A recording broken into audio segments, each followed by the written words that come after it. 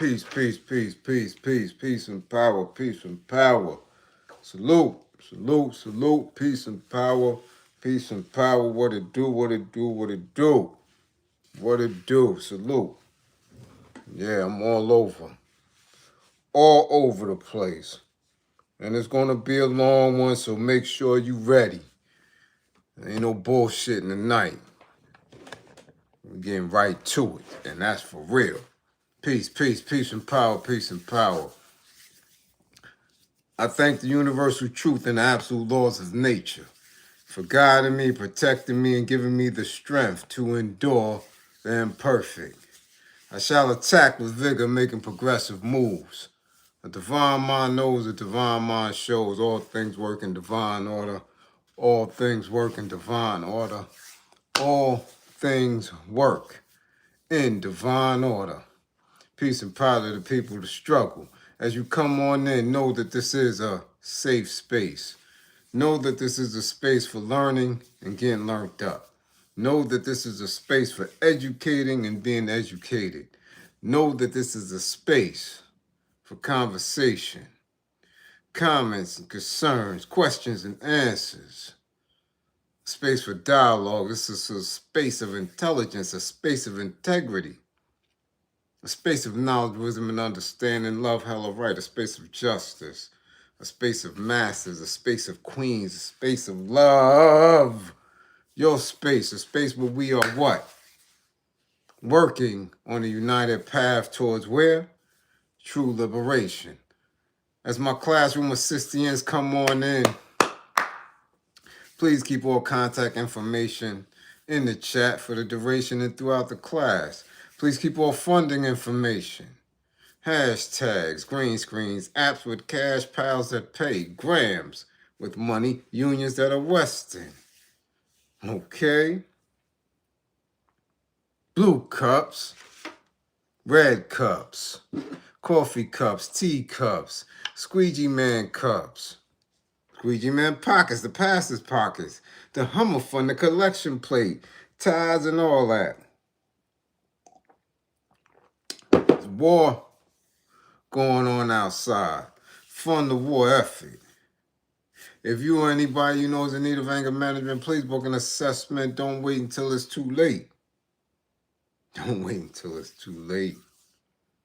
Don't wait until you're getting cuffed up. Don't wait until somebody is handing you the pink slip. Don't wait until your kids is cussing you out behind your back. Don't wait until your mama and daddy's cussing you out in your face. Check your attitude. Get an assessment. If you or anybody you know is in need of a domestic violence intervention, please book an assessment. Don't wait until it's too late. Don't wait until you're running around ducking from shots and swing kitchen blades and getting cold cuts on your eye and speed knots and busted lips and all that. Arms in a sling and things. It's too late. It's too late. Stop having police know that you are the premier DV house on the block. It's embarrassing. Do you understand? Get yourselves together. If you or anybody you know is in need of an intimate relationship abuse, consultation and counseling, please book an assessment. Learn the warning signs, the behaviors that should alarm you. Characters and characteristics that should heighten your awareness. Okay? Huh? Past traumas, people, conversation, events, places that should have your alertness levels on 1,000. Remember, with this information, the life that you save could be your own. How you do what you do, what's going on. Peace and power. We here. Eric. Woo-wee, Mr. Brown. Huh? Much appreciation for the super chat. We hear what's going on. Talk about it, y'all. We got a lot to cover tonight. I hope you got your goddamn hope you got your coffee on. Hope you got your coffee on. Yeah, because I got some shit. Got some shit. Oh boy, the things that I go through on a regular basis. Yeah, man, the work. Uh-oh. Don't play with me tonight. Don't do it tonight, Jack. Hold on. The work, the people. You understand what I'm saying? The time, everything. But we here. Somebody tag Nicki Minaj. Come on, Tricky Nicki. Come on. Bring your ass to class. You sure got a lot to say. And I don't know why all of a sudden people is embracing her like she's the beacon of truth. Ken, much appreciation. For funding the war effort. I don't understand it. Y'all acting like she's the coming of the new Lord or something. Really? Nicki Minaj? Come on now. Junior, much appreciation for funding the war effort. Listen to what I'm saying. Tell her bring her musty ass to class. Tag her. Yeah. Fight night.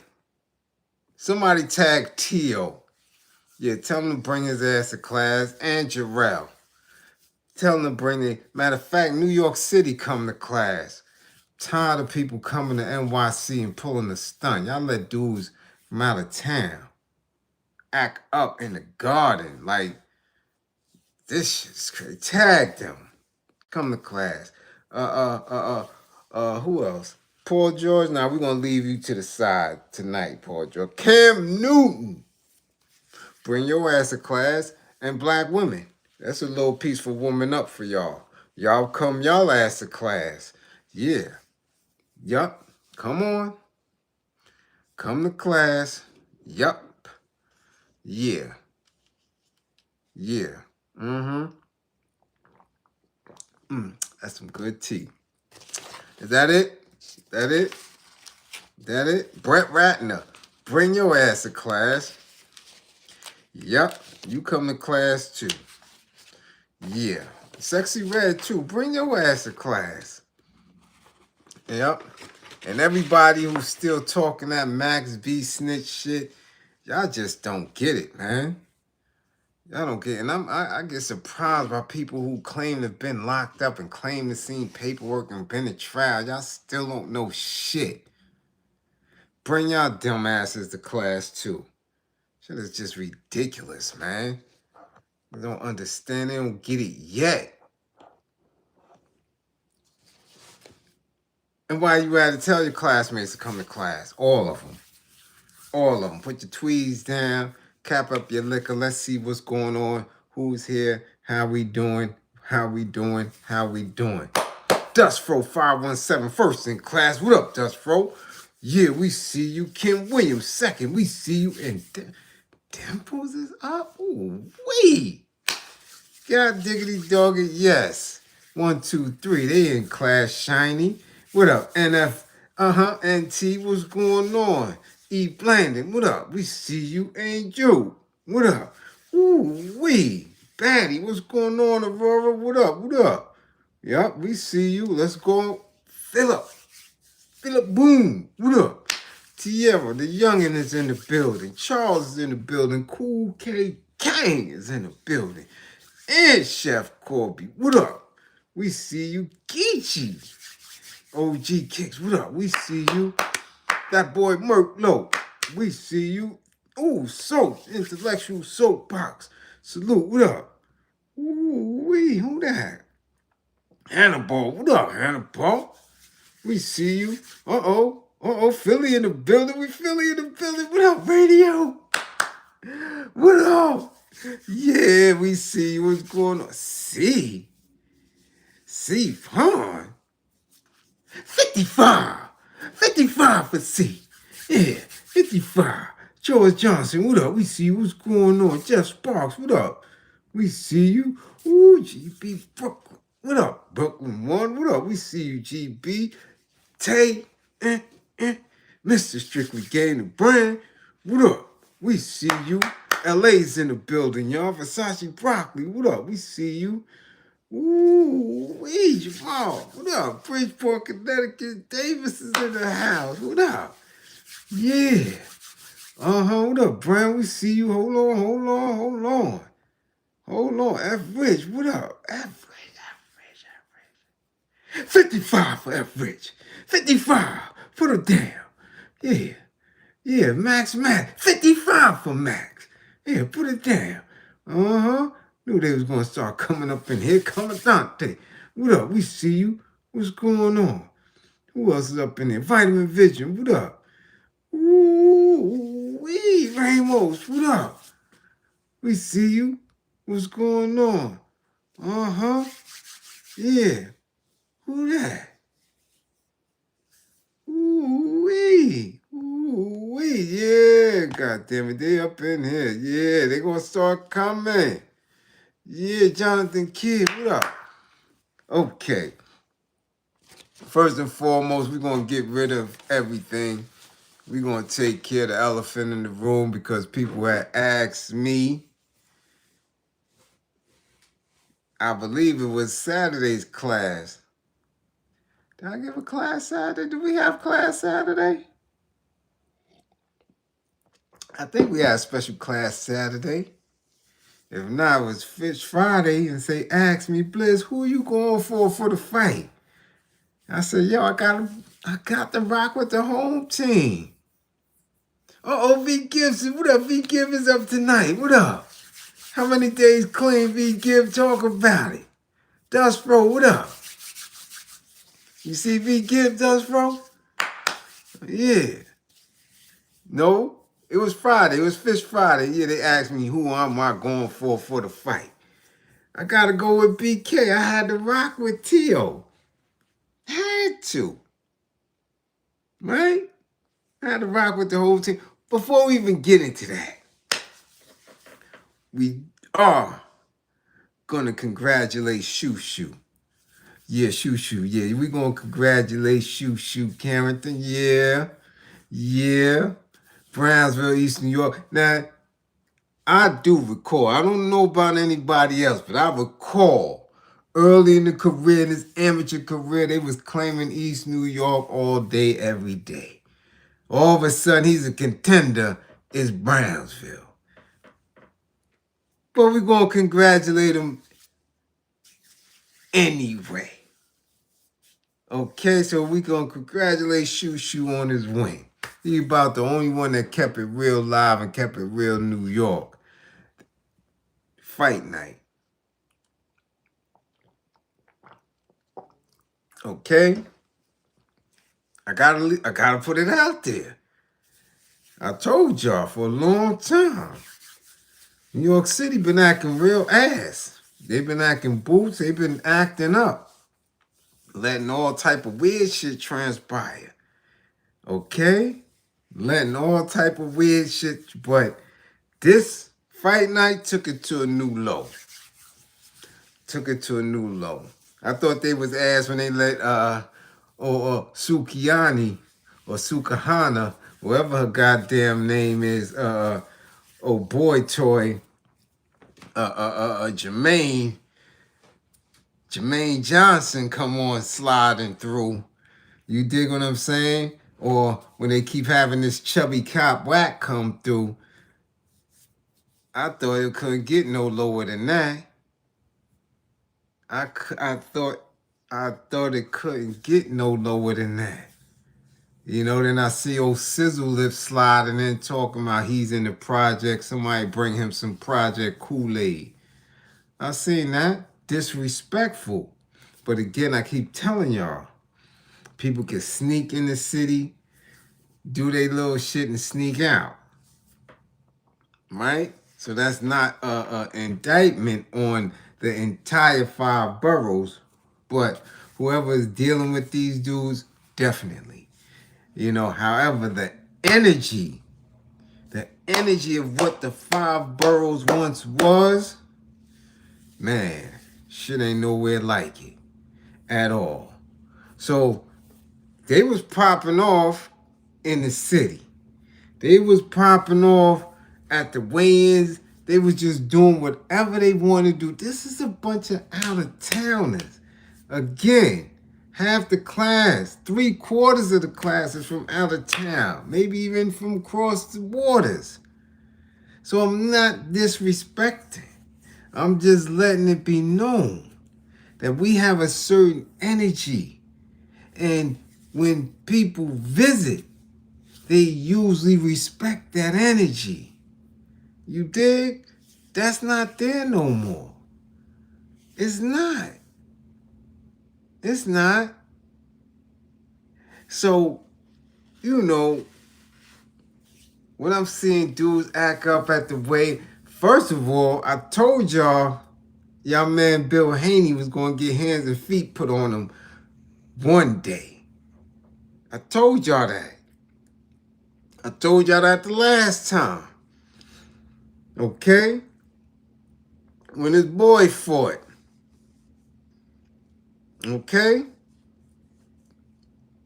Hands and feet. This nigga, he done got stomped out. Old school shit. He ain't getting nothing off. You dig? Got whooped out in the spot.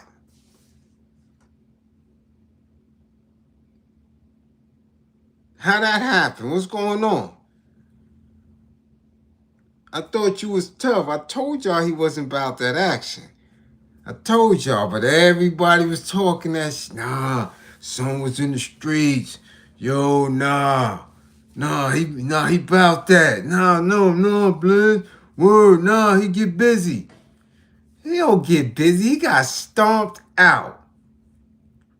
That shit look like some Union Square shit.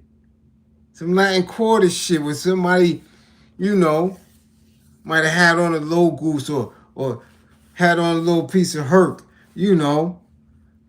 Some shines on it and nobody could vouch for him. Like, yo, who that? Nobody know. Yo, where you from? Nobody know where you from. And it's up. That's it. Stomped out right there in the club. That's how it go down. That's just what they did. Bill Haney, Devin Haney pops. You ain't see it? Vitamin, he got whooped out. And stomped all on him and shit. Sneakers and boots and shit to the chest. Get your ass, shut up. Whooped him out. I really wasn't paying no attention to the fight and the build up. I do know that the boy Tio invited them to the Frank stand. Said, yo, the eggplant and all that. So that's when I said, oh, hold on. This is getting a little ridiculous. Let me who he fighting again? Oh, Shakur now. After Haney got stomped out and all that, and I'm paying attention, and then people was hitting me. Because I'm watching the Nick game. Was it the Nick game? What was on before the fight? I think the Nick game was last night. Yeah, it's the Nick game in the Grammys. What was going on? Something was going on before the fight. I don't know what it was. Anyway,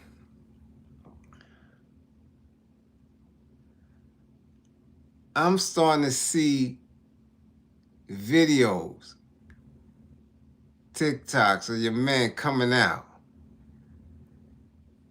Get T.O. come out.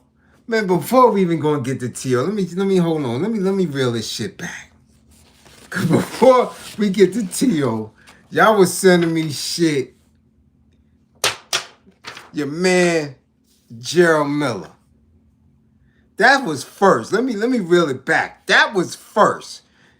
Damn T.O. and him coming out. Then Gerald Miller has some bullshit going on. Now, he was loose from the rip. He not wrapped too tight. They was building him up early in his career. He was on the come up. They was building him up talking about the next great American heavyweight and all that shit. I don't know what the hell transpired.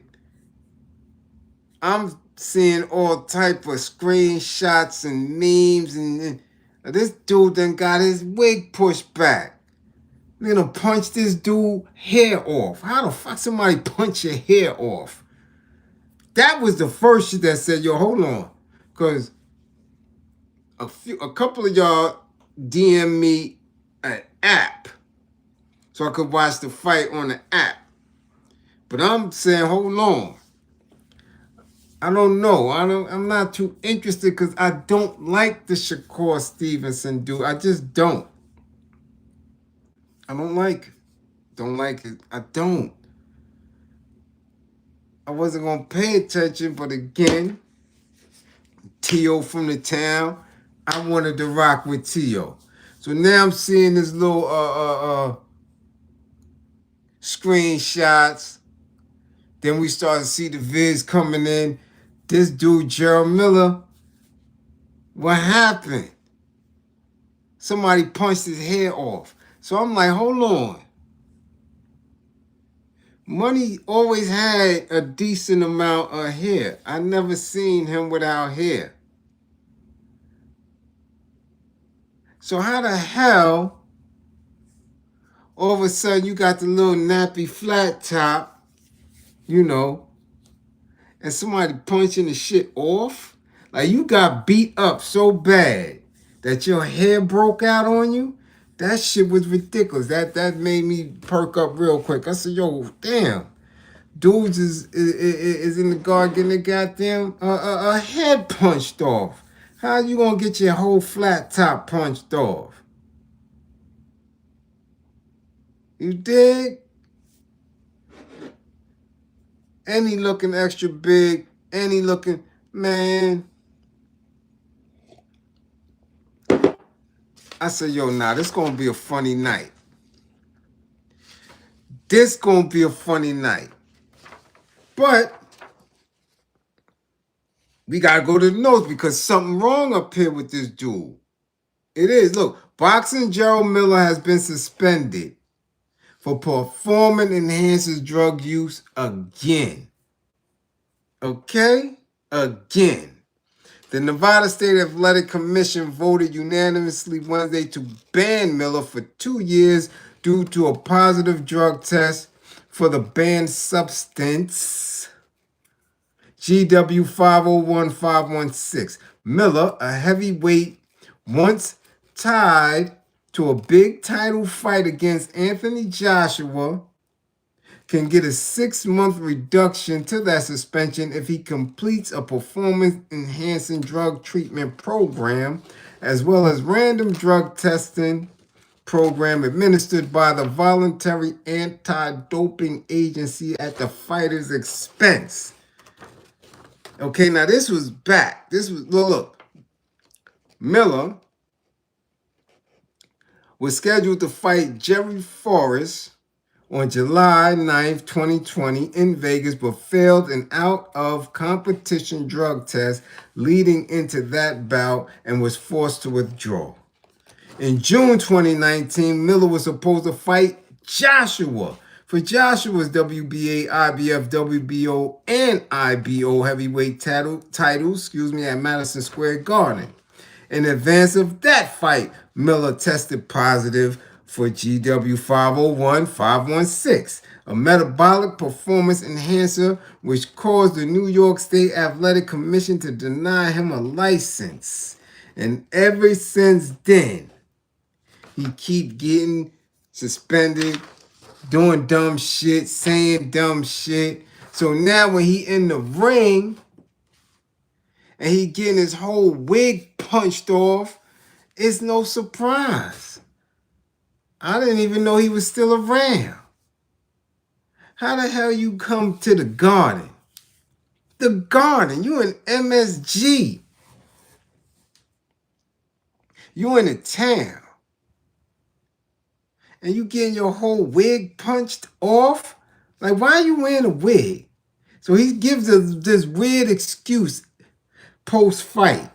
They asked him, yo, what happened, son? What happened to your little man unit and shit? He was like, yo. I was at Mama Bear house and I had mom and I was taking the shower and, I washed my hair. I just picked something up and it took all my hair out. So, I just told my people to come hook me up. Come hook you up. First of all, who the hell you know that just running around putting man wigs on people's hair, man? That shit is weird. Like, I don't know nobody that I could call up and say, yo, give me a toupee. The hell is that? Spur of the moment? You just did that the other day and you just came and he slapped it on, knowing you getting in the ring. Why you just didn't come in the ring ball, homie? Huh? Why you didn't just come in the ring bald? If that was the case, if you had put something in and it took all your hair out. Why you trying to slap some shit on with some crazy glue or some old weird shit? And it might have held up if you didn't get punched all in your face all night. You just getting hit. What is that? You went from contender, prospect, nigga getting ready to fight, and he would have beat Joshua at that time. That fight? Yeah, he would have beat Joshua. This dude is a cold stone lame. That's lame when you getting your hair punched off. So I said, okay, let me watch. Let me watch the fight. So I see Tio. And I peeped it in the comments. They said he's from Florida. He might be. He might be, because he no Brooklyn dude. I don't give a damn what nationality you are. Okay?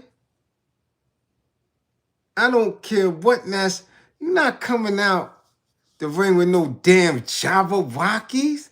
I said, yeah, he can ready to get beat up. I done been in class. People done asked me what I was doing, who I was going for, and I said this lame, this bozo. You come out with the job. What is that? How you even know who they are? First of all, how you know who the Jabberwockies are? How? Mr. Tio, Mr. Brooklyn, Mr. Knockout, Mr. Hit Hard, Mr. Boricua. How the hell you know who the Jabberwockies are? You came out there doing that dumb shit and got in the ring and got beat the fuck. He didn't get one round. I wouldn't have gave him one, not one. He just getting beat up all night, just all night. By the last 2 rounds, I was embarrassed. I was like, I gotta come to class and tell the class this shit. He got the blood trickle. I always tell y'all about the blood trickle, right? You seen it, right? Corner of the eye. That usually only happens when somebody busts you upside the head with that gun. And they take that pistol and right there. Didn't I tell y'all, sit down? That blood start to trickle.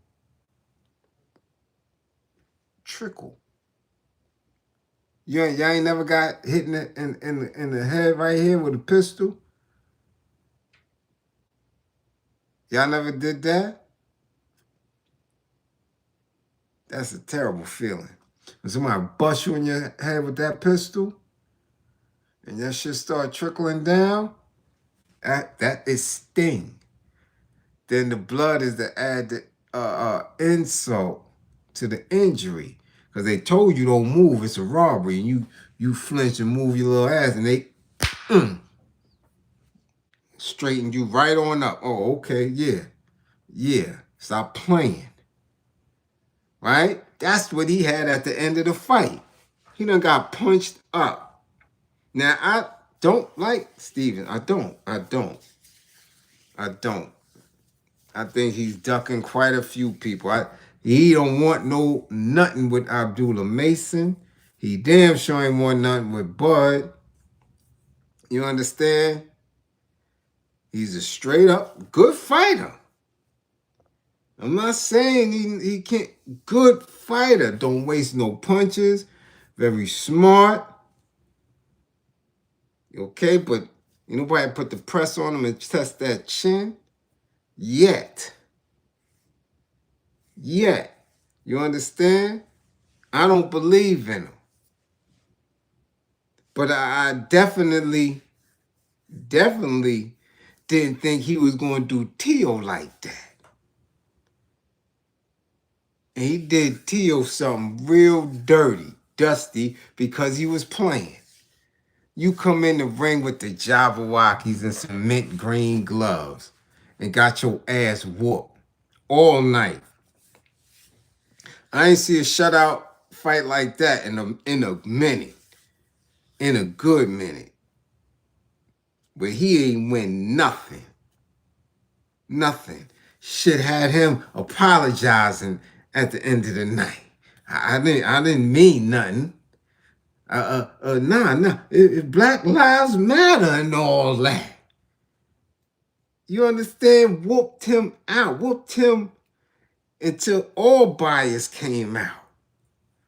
I love black folk. All that. Yeah. So that shit had me, feeling the ways. And then after, what happened? We finding out Bud get the beefing with dude Pops. And that had happened prior. I'm like, yo, these out-of-towners is in the garden acting up.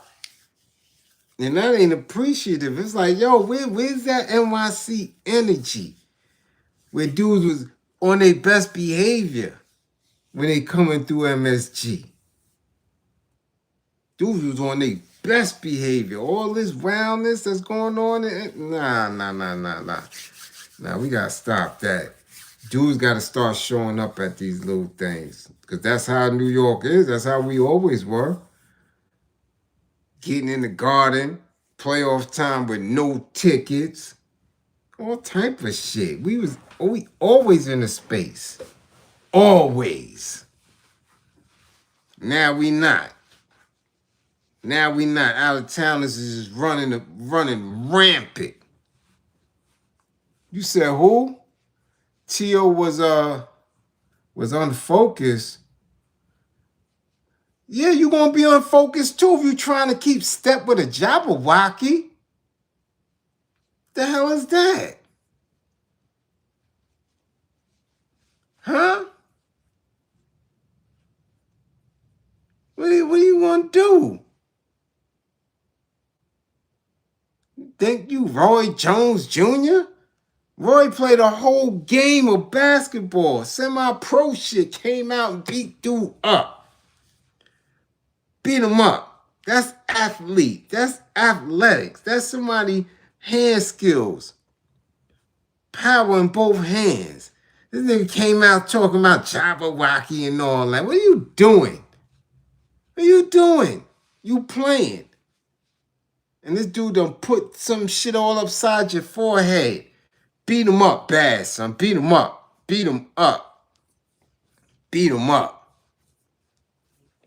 No good. So I had to, just put that out there because dudes know that I don't like Shakur Steves. I don't.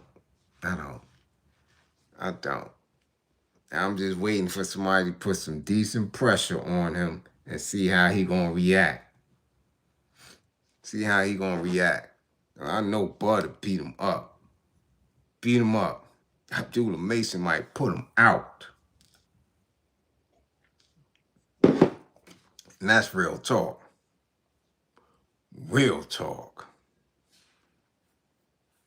You dig?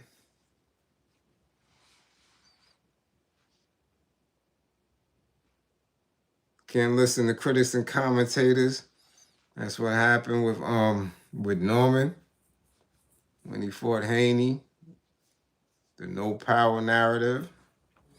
Who? Well, who was saying something about his power? Who was saying something? I just never. I don't like fighters like that. I don't. That straight, stiff, stand up, straightforward move. Nah. Mm-mm. Mm-mm. Mm-mm.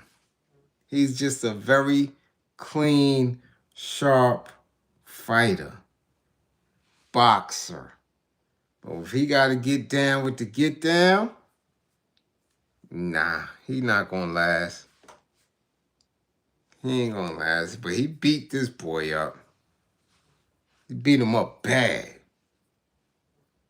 Beat him up. This dude post fight interviews, he was talking about, we need another 1,000,000-man march. Yeah, because Black Lives Matter nowadays. We need had this dude all twisted, huh? Yeah, because sometimes I just be, I like to have a good time.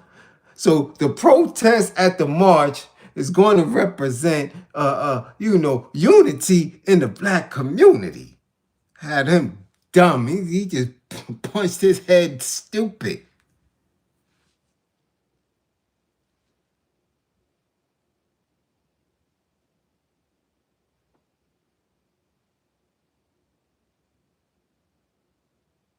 You dig?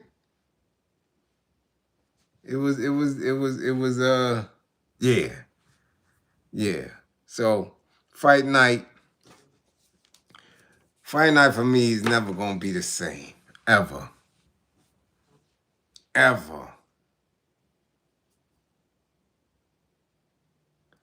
Yeah, you're going to have somebody not only with movement, but with some power. You need somebody to take him off balance because he's stiff. He stands straight. He's tight. He's well coached, well trained. He don't waste punches. So you got to put the press on him. You can't just let him sit down in the pocket, be comfortable, and nah. You gotta get back up on him. Okay? Yeah, he made a lot of racist comments. He invited him to Frank's stand. So now look. You looking wild in the city. You looking wild in these streets. You looking wild. He went from, and it's been a minute. It wasn't only this fight. He's been saying some very biased comments for a good little minute now. And now that shit has swole up. His shit swole up. He ain't got none of that to say. Now it's like, yo, I have a dream. That one day Malcolm X get paid because of his Million Youth March in Delaware. Yeah, had that boy whole head was spinning. Because I keep telling y'all, you got to make the blood trickle. Once the blood trickle, oh yeah, that's it. Somebody punch you over here and you start leaking from the side of your eye. It ain't even no damn this, see, you feel that? That shit is cement tile, man. That's right there. All that's skull. If somebody got the blood trickling over there, they beat your ass. You got the blood trickle? And that ain't no pistol. Ain't nobody hit you with the pistol that was punches? Come on, man. You in the town. You supposed to by the seventh, eighth round, you just supposed to be hooking, throwing haymakers. You in the town. You're not supposed to get folded, bent up in your own town in the boroughs. It's like, come on. Yeah. Yeah, he got beat up. Yeah, Andre. I wish I had some hair. Toe up. So fight night, that's what it was. Dudes running around with toupees and shit. How the hell you in your 30s, man? You got the toupee. You thought that shit was... You thought you was coming in the spotty spot with that to do something. Nah, son. Get your ass. Beat that shit up off you. Okay? Beat it up off him. So now, we got to get to it.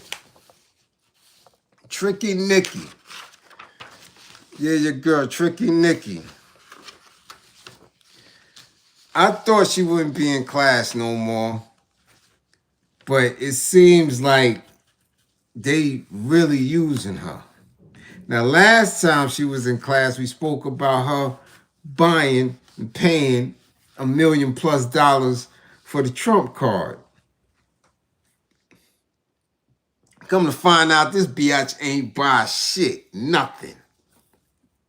Nothing. And we should have asked for the receipt. Come to find out, they tell her, you ain't got no real official gold card. You got the bootleg shit. You got the scammer shit. We ain't even put no strip in the back. You Hummer stunting right now. Yeah, they said that shit is bootleg. That's a bogus Trump card. Because they said she, Nicki, Tricky Nicki, been naturalized. She's a citizen and all that. Her shit been official for the last 20 years. Yeah. So who you paying $1 million for? Who you Hummer stunting? Who you think? You think that that's going to fly? So after they dissed her, she's still showing up. She's still banging the Trump banner. Okay? However, I got questions.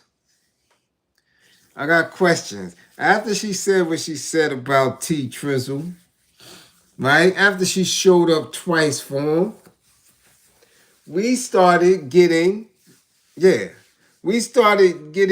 pictures, okay? Video, okay? And articles about, Nicki Minaj at a wedding for Trump's advisor. Yeah. Now she with the old face for real. I know me. I've only been to a couple of weddings my entire life. Yeah, just a couple. And from what I know and experience from weddings, most of the people at the wedding have very intimate relationships with these people who are tying a knot, right? Either family members, close family members, close associates, co-workers, like these are the people who invited to the wedding, to the shindig, because that's a very special event for people. Like I said, intimate. You got intimate relationships. I'm trying to find out how Nicki Minaj is tight enough or even known enough to be at this man's wedding. A Trump advisor? Bitch, where you know him from? This is what I keep telling y'all about these so-called entertainers and influencers. How they know these OFAs? So where they're amongst their family members, and y'all think they not agents? Y'all think Grippergate is fake? Y'all really think that they own themselves when you could show up at a wedding for the sitting president's advisor? Where you know him from? That you was just with Kanye and Jay-Z not too long ago. You was just with Weezy and Drake. How the fuck you around this dude? Where'd that come from? What's this dude name? Hold on, because I want to get his name right now. His name is Alex Brucewitz. Brucewitz. That's his name. Alex Brucewitz. And you at his wedding. Not only are you drug out your husband, brought him through. Sexy Red performer, Michael Blackson telling jokes, and the smart walker Amber Rose in the spot. How? Now Amber Rose been rocking with them for a minute. Okay? Michael Blackson, I don't know about you, sir. You the one, you are the one from the continent that Sizzle Lips be talking about. Y'all fake. Okay? Fake. So now, this Alex Brucewitz was he was an architect of Donald Trump's political comeback. And I'm trying to figure that out. Like, where do they even know him from? These people are really selected. Check it out. He was an online provocateur turned political tactician. So basically, he was just a troll. He was the Ofe troll trolling other Ofes on their politics, right? Okay? He engineered the campaign's so-called podcast strategy. Booking Donald Trizzle on popular shows hosted by Theo Vaughn, Logan Paul, and Joe Rogan. So when you sit on these podcasts in Ofe world, you there. You there. All of these individuals got millions of subscribers. They don't get shadow banned like me. They don't get that, like, because they people push. It's no nothing. Like, who? Who is it? He's white man? Everybody go over there and listen. And they go listen. And they donate. And they make sure that this man's voice moves. Us? Black folk? I ain't watching that nigga. He talk too much. His intro's too long. And all this other, instead of getting in the meats and the carrots and the potatoes of what I'm talking about, the truth, how I educate, instead of saying that and pushing, Negroes gonna be Negroes. But these individuals are called political tacticians and all this shit. Not us though, right? Let's continue. Right? Theo Vaughn, Logan Paul, and Joe Rogan to capture the attention of disaffected young men who would be central in Trump's 2024 victory. Okay?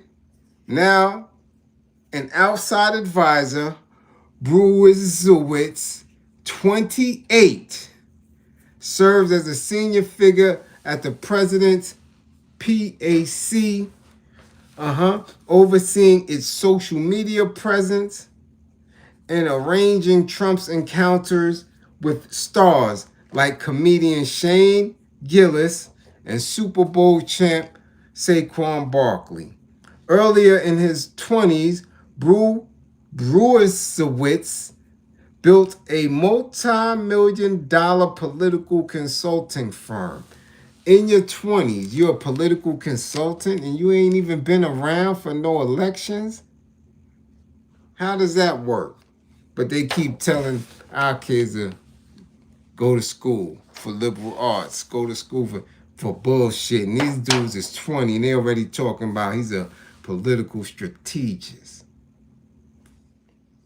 Yeah, all right. Ends up consulting Donald Trump. Okay, Junior. All right. He counting Donald Trump Jr. and Elise Stefanik among his clients. Okay. He's a next generation influencer expanding MAGA's reach. So when did he meet Nicki Minaj? And how she get an invite to the wedding? How did Sexy Red perform there? Now, Sexy Red, something that was very calm. She had an all-white, one-piece bodysuit with long red hair, doing it up, shaking her little tail feather. I'm like, she not going wild out in there. Yeah, she did. She booked that little hiney over, and I'm like, ooh, I know it's musty up in there. And she shook it, and I'm like, okay, she looked nice coming around for the Republicans and T-47 in them. I said, that ain't the same Sexy Red. Then all of a sudden, she looked nice for the OFE. She present nice for the OFE. Okay? That's what she do. Right? But when she come and influence our girls, when she come and speak to our young dudes that's in commercial rap with her, she come with her ass cheeks dusty. You see how that look? You see all that gray, black shit right around there, that dusty shit, like she ain't put no Aquaphor on her ass. She do this when you want to influence our people. That's what you do. When you went over there to the old face, you was looking, you was shined up. Like you getting ready to go on a visit. Okay? Huh? Do you understand that? You get nice. You dig? And then what? You come back to the hood, this is what you show. You see that? See how I look all dirty and dusty up under there? See how that shit needs some type of emollients and creams? You didn't show them that. You wasn't around the Republicans like that. We don't appreciate that, Red.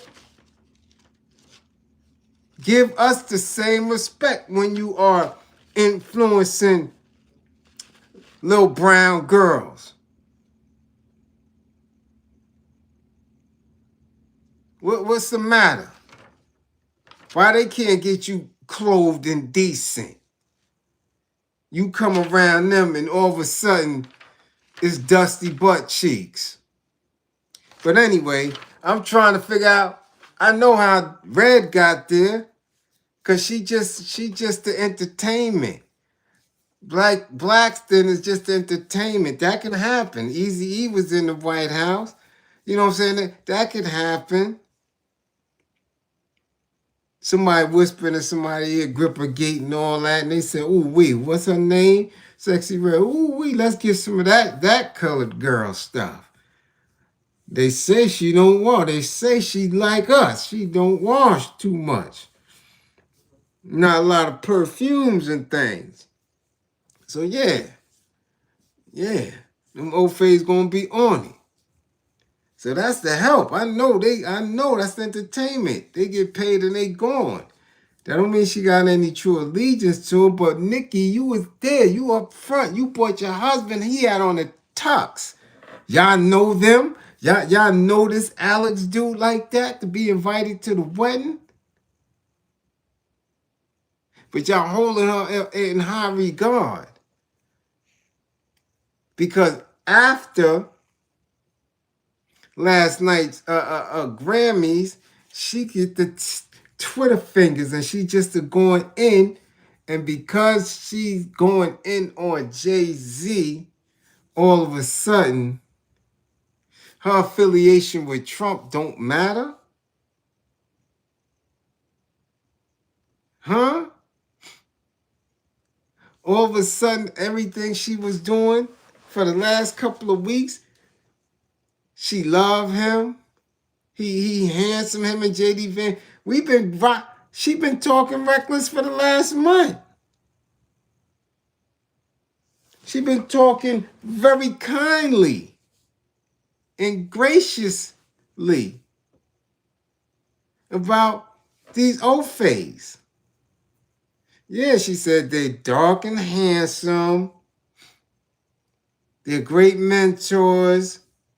She said she loves Trump. Trump is a man of God doing God's work. But because she says something about Jay-Z, y'all jacking her now? She's surrounded by, she went in, and I don't have to go over the tweets because I was reading them when they coming through. I'm like this, she wilding, ooh. I don't have to. Everybody else platform, y'all could go over there with that shit. They gonna do all that for you. I'm just making a decent note here that hold on. You saying all that you've been saying about the industry and about Jay and about him being a Pedialyte and all that shit. We already know about your brother. We already know about your husband. So that's nothing new to us black folk. That ain't new. We already know your brother got a quarter for taking some young box. We already know that your husband, you on papers for taking some box. So that's not even an issue. The issue for me is you calling J Hop when you standing next to and in a den of Pedialytes. A den. They are plugging and didn't have to because we already knew they got plugs with Ep and T Trizzle. We know they in cahoots. We know that. That's an absolute fact that old face don't want because, again, they're trying to keep a prestige up. The world can't know that, just like the world couldn't know how freaky John F. Kennedy was. Oh, JFK. Cold stone freak. And a dope head. The American public wasn't ready for that. They wasn't ready for that. They wasn't ready because he was the good-looking president. He was the young president. This man had to have a new box every day, or he would physically get sick. Yeah. He would physically get sick if he ain't have a new musty box every day.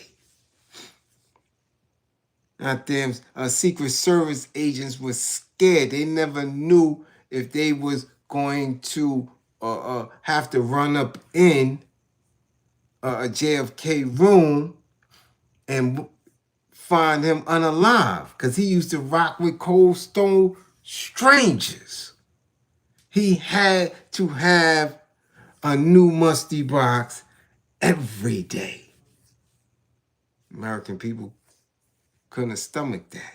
So they really not trying to stomach 47 and Ep being tight. But Nicki Minaj, you acting like you don't know that. You don't know that you in a den of Pedialytes? You loving them, you respecting them, you honoring them. God is blessing these Pedialytes? Really? So you throw all the shots at Jay. And we don't care. I don't give a damn about Jay. Like I said, none of them motherfuckers do nothing for East New York at all. So I don't care about that. If he is on epi, if he did all that, so what? Let him go get his grippers dug out too. I don't care nothing about him.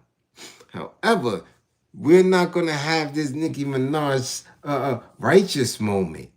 No, no. Nah, I don't work like that. Nah, cause you right now sitting in a belly surrounded by Pedialites. All of them. All of them. But again, Bliz always got to bring something to class. Yeah. I got my notes. Now, since she wants to be the one who is going at Jay, the one who is supposedly exposing the industry, we already know about Grippergate. That ain't nothing new. You dig? We already know about 47. We knew about him way before he said, grab him in the puss. We already knew that, but you rocking with him. You love him. God is protecting him, right? That's what you said, Nicki. You said he's doing God's work. He's a good Christian man. He's all that. You love your president. He's your number one, what? Idol, mentor. You're his number one fan. Let me tell you who your fan associates with, because again, you shot all that at Jay because of what? Because you've been wanting to do it, and now that they got him in the files, you going ham. Right? Right, Tricky Nicki? Well, let's see who your partners are, who you surrounding yourself with. Because there's a war going on. So I guess that's her war effort, right? Because after you win at Jay, you definitely can't do no music. We know that. See them Republicans, they don't know nothing about the record industry. They don't have no labels, nothing. None of that. See, this is a power play, y'all, and it's distracting. This is somebody's sick chess game here. Okay? Yeah, this is what this is, because I could have a lot of pictures and footage of Nicki being very democratic and rocking with Democrats. So now that you shifted gears, for whatever reason, you try to pull a stunt with the gold card and all that, for whatever reason you over there, you need to be aware of who you're around. If you don't, but I know you do, because you said what? They did everything they could to make sure your documentary was sabotaged. Right? This is what you said. But let's see who your partners are, who these den of thieves that you running around, Nicki. You love Trump. You love Pence. So now, not only are you showing up at the UN, showing up at the other space, showing up at the wedding, you made one very critical error in judgment. Yeah, Tricky Nicki. You also went to the premiere of Melania, didn't you? Yeah, you did, because we seen the pictures. Yeah. Yeah. You went there, didn't you, Tricky Nicki? You went to the premiere of Melania. Well, who? I say who? I said, who directed the documentary? Come on now, who directed the documentary film of Melania? Do y'all know? Do y'all know? I know. And I got my notes. I know. Do y'all know who directed it?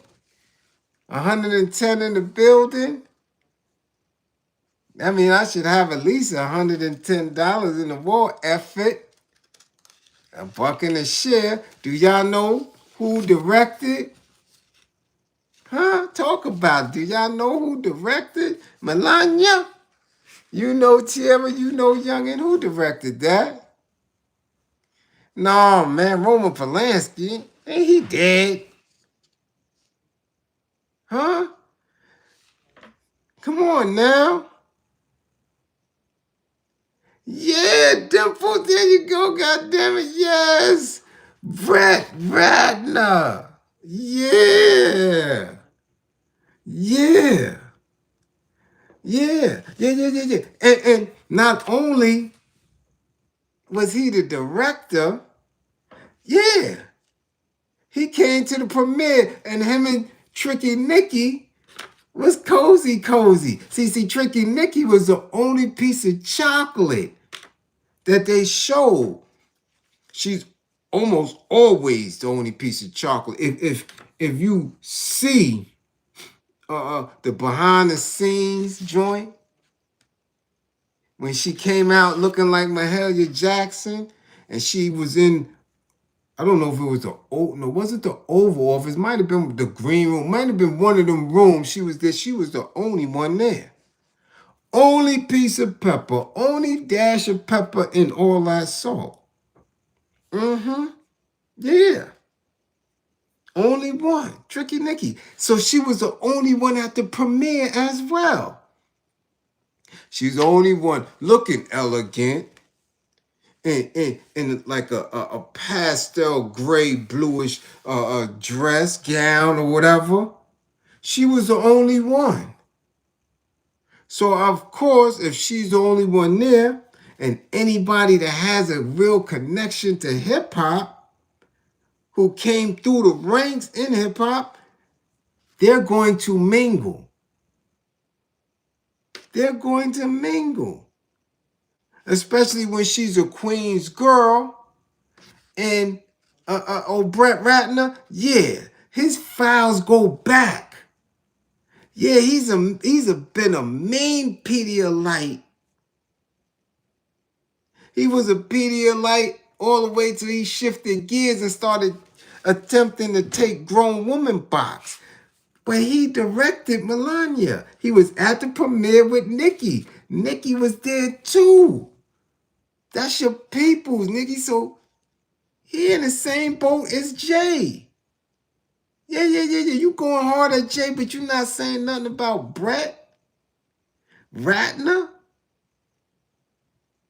who is close with T-47, who is also close with Epi-Ep, who is also close with Russell Simmons. Let's go to the notes, y'all. Check this out. Beverly Hills Police Department investigated producers Brett Ratner and Russell Simmons for allegedly battery in 2001. This is decades long, Nicki. But you with your mans in them. You right there. You talking about Jay in a picture that Jay had decades ago. And you say he still has the same behavior. But so do Brett. Yeah, just come on now. According to the LA County District Attorney's Office, okay, prosecutors declined to press charges in the case, citing insufficient evidence. See, back then, yeah, Grippergate was wild back then. They could do whatever they wanted to do back then. Yeah. But it's still in the notes. You can't be accused of this bullshit and for us to believe that it didn't happen. Because they did it to old Bill Cosby. Yeah, they went decades back. So, Brett, let's see what Brett Ratner, the alleged victim, has not been identified according to the police. The 29-year-old woman came into the department to file a report at 4:45 a.m. in the morning November 3rd, 2001, she alleged that two men held her against her will and that both touched her unlawfully. See, that's the language they used to use back then to protect them Hollywood radio executive types. Let's continue. She contended that the incident occurred between 2 and 3 a.m. that morning at a home in the 1200 block of Benedict Canyon Drive. Ratner's home, known as Hill Haven Lodge, is on the same block, right? At the time of the incident, Ratner was coming off of the biggest hit of his career with Rush Hour 2. Simmons, old Uncle Russ, oh nasty ass, oh Mr. It feels so great to lay on my back, with someone's feet up under my shoulder blades with my asshole attempting to get sunlight. This is your man, the Yogi Guru. Yeah, this is him. Simmons has responded saying, this is an important and critical time for the empowerment of women and men who have been harassed. I have been a public figure for all of my adult life. And when you are in that arena over decades, you can find yourself in a position where you are vulnerable and susceptible to claims that are untrue. See, this is the press shit. This is the public relations answers back then. They used to get dudes off because women were scared and didn't have the ability to record and, have their phones bear witness. Yeah, right. Def Jam Recordings co-founder Russell Simmons, he was also a film producer. Last week, Warner Brothers, check this out, which has a $450 million film co-financing deal with Ratner's Rat Pack Entertainment, forced Ratner to vacate his office on the studio's Burbank lot after the LA Times reported that 6 women had accused him of misconduct. Yeah, Nicki, but Nicki Minaj was right there, chummy with him just the other day at the screening for Melania. Yeah, Nicki, this is your dude. Yeah, old Brett Ratner, who got pics. Yeah, man. Come on, Nicki. Come on, cut your bullshit out. Be an equal opportunity rat. If you gonna start telling, come on now, look. When first asked about the 2001 Beverly Hills incident, Ratner's civil attorney strongly disputed that an investigation occurred and threatened to sue for this magazine. He later said that the incident involved another person whom he did not name and said that Ratner was not implicated. Ratner's criminal attorney. Why you got so many attorneys? Why did he have that, Nicki? He had a civil attorney and a criminal attorney already. Because that's the standard. That's what they tell you to get when you in Hollywood and you grip a gate. You got to have these attorneys on deck.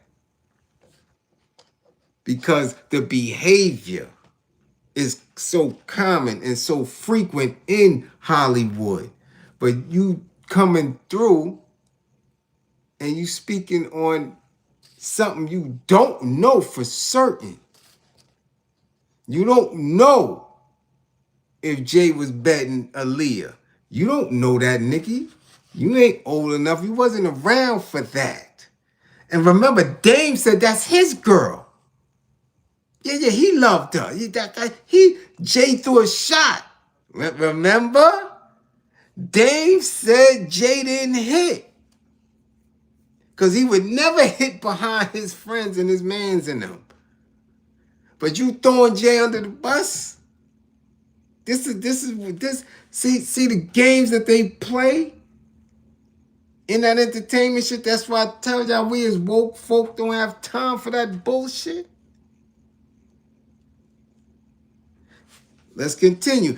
This man's criminal attorney, later confirmed that Simmons and Ratner were investigated and said that both cooperated with police. Right? The attorney said that the police told him that the alleged victim, who was a model, had made accusations against other celebrities. Okay? But the attorney said that since that, he argued that her credibility had been undermined. So she might have been getting passed down throughout the industry. Grippergate. This is 2001. Okay? Now, according to the DA's database, the case was investigated as a misdemeanor sexual battery involving a masturbation. So now they're saying that this is all he did. Brett and Russell. Check this out. Beverly Hills detectives investigated the case. Police records indicate that the investigation began on November 5th, 2001. And at the conclusion, the case was presented to the DA for possible charges. Okay? He said, I don't have anything to say about that investigation. I'm sorry. Okay? The DA's office decided not to file charges against Ratner and Simmons on January 4th, 2002. In such cases, the DA's office typically issues a letter explaining its decision. However, letters from that period of time have since been destroyed. This is how they used to cover up Grippergate back then.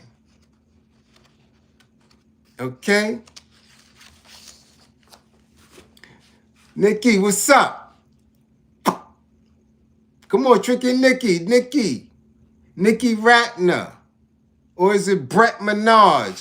Which one of y'all gonna step forward? Since y'all so buddy now. That's your man's name. You traded in Lil Wayne for Brett Ratner. No, because Wayne gonna be at the next Trump function. I forgot. You see how this shit work? You see how they are owned and agents of the corporation? I guarantee you, forgot. Wayne got a pardon from T Trizzle. So the whole entire Young Money is up under T Trizzle. Yeah, man. This is a game. Let's continue. Because she can't be mad at Jay. She can't be mad at Jay and Aaliyah pics. She can't be. Let's continue. One woman. Her name is Kerry Clausen Kaligi. Claims that when she was 17, she was a 17-year-old fashion model. She met Brett Ratner, then an up-and-coming music video director and protege of Simmons, the music mogul who co-founded Def Jam Recordings, at a Simmons casting call.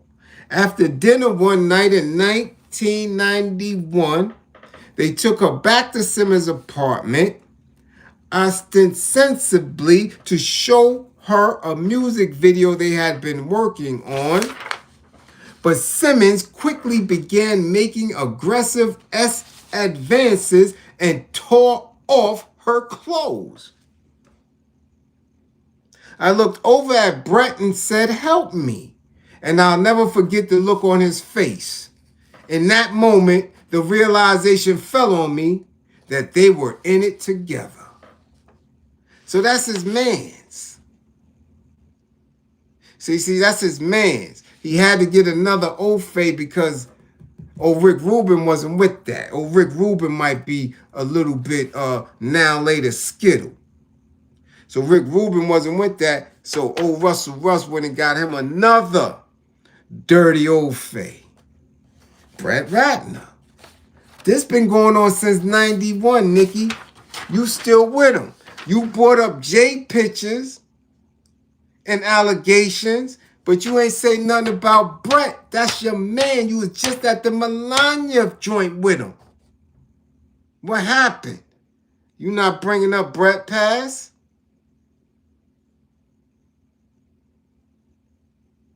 Let's continue. She said that Simmons then tried to force her to have intercourse, which she fought wildly. He then coerced her to perform a little bit of brain. Though she said, and she acquiesced. She gave up. Gave him a little brain. While taking a shower, she says Simmons walked in behind her and briefly penetrated her without her consent. She jerked away and then he left. She says, saying of the experience, it hurt so much. 17. Brett Ratner was in the crib. Watch, she asked him for help. He did nothing. Ironically, that's the same thing that Tupac was convicted of. Tupac wasn't convicted of doing nothing to that girl. He was convicted because he didn't help her. When she left, she said, "I came here to see you. You let them do this to me." That's what he was convicted of.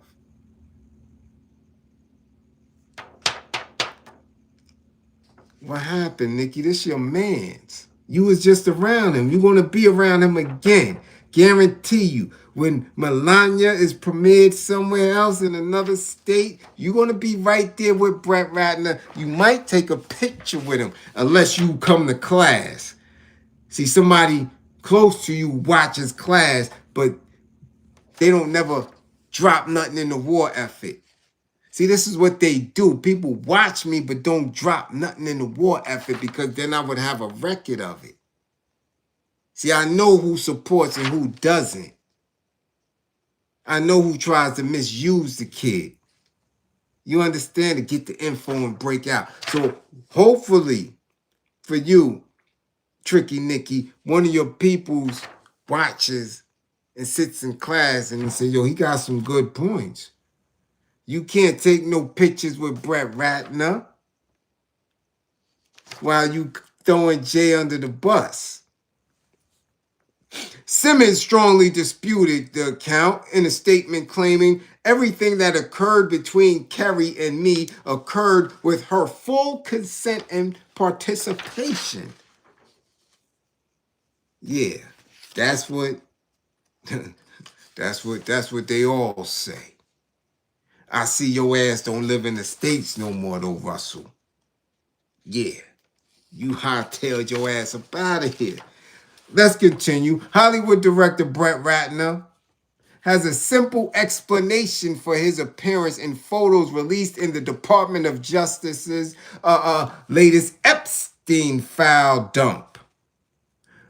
During an interview, the Melania director explained that the mystery woman in the picture was actually his former fiancée. About 20 years ago, I had a girlfriend. I was in love with her. We were engaged. She was my fiancée. We went to an event.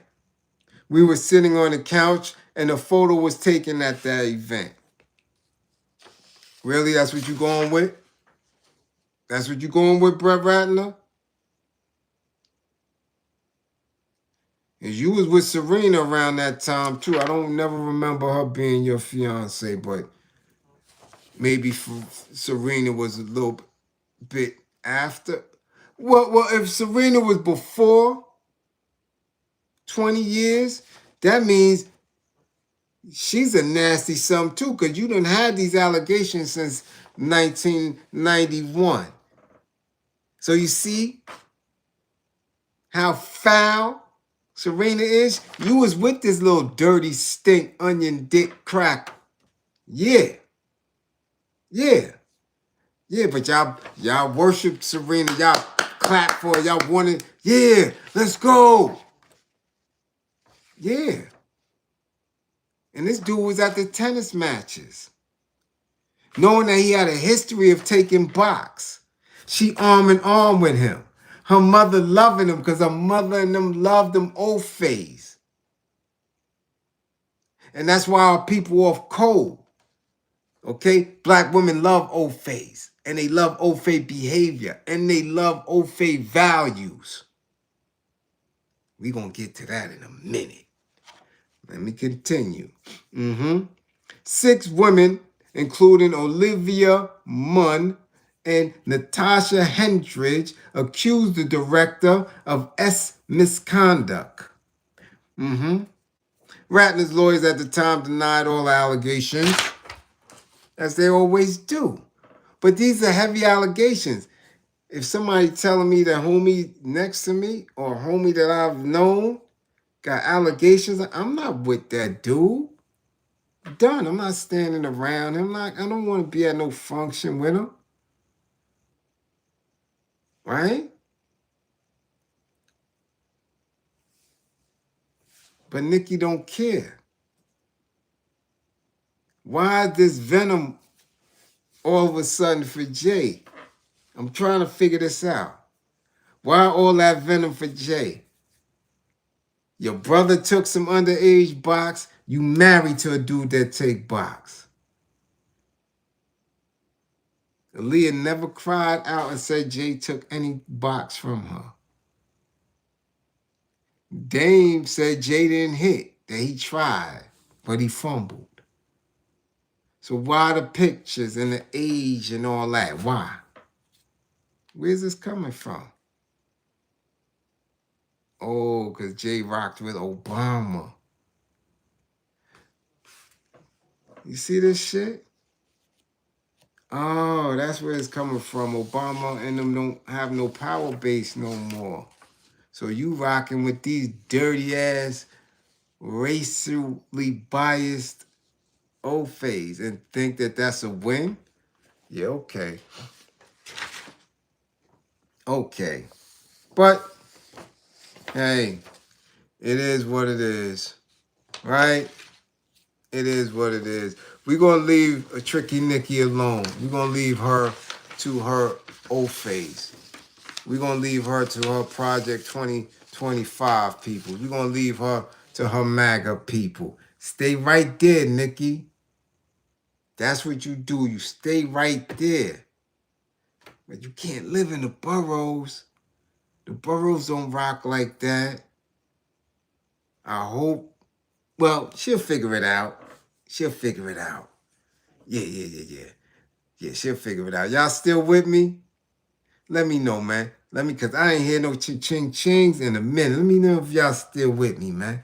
Let me see something come across the top of my screen. Let me see something. Y'all still with me? Because it's 12:30. Yeah, 12:30. You know what I'm saying? Sexy Red up in the spotty spot. She at the wedding. She at the reception. Amber Rose, the smut, at the reception. Michael Blackson, you must need a damn visa. You need a real ID? Michael Blackson need a real ID. He over there telling jokes. Y'all don't even know these people. Y'all don't know these people to be at a wedding. You know how intimate and personal a wedding is? What Michael Blackston black ass doing there? You don't know them people. Them people is looking at y'all like, oh, they here. Anytime Nicki around, they all around her like this is the first time they seen her. They getting a little starstruck treatment. They're like, oh, this is the girl with the ample yams. This is how they treat. So you don't know these people, but you love them. This is the word you say that God is protecting them. That shit always bugs me out. How people be in the devil's lair. Speaking Christianity and Jesus, just like at the Grammys. I know that shit was filled and packed. That's the most demonic space on the planet. And people in there talking about, I'm thanking God for this award. That shit is crazy to me. Blasphemous.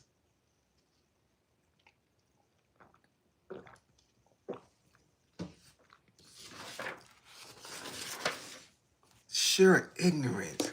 But let's continue. Let's continue, because now we getting down to the nitty gritty.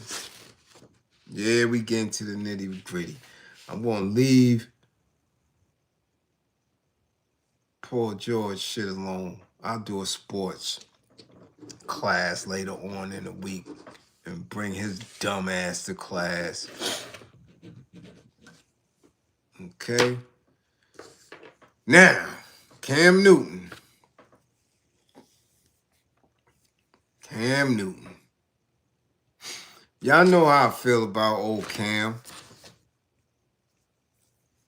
I don't give two shits about Cam. His funny hats. His tight ass slacks.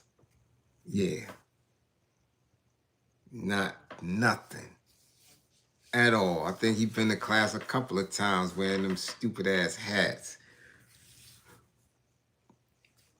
Legs all lanolin and all that shit.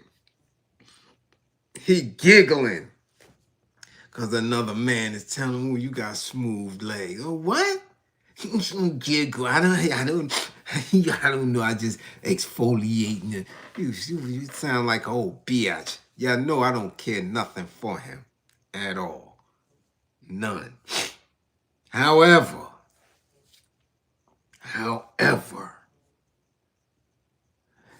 this last little clip that I seen, okay, let's just get to it. Let's get to it. And again, if the shoe don't fit, don't put your fat foot in it. Okay? Yeah, his shoes, all that. You know I don't care for this dude at all. But let's get to the notes. Let's get to it. Because I'm not, I said it's going to be a long class, but once I get to fidgeting and moving, I'm getting a little deep in the eyes. I need to close them and shit. But black women need to hear this and be alert. So keep your screen recording shit on. Because y'all getting ready to get a lesson. Y'all need to hear some shit. All right?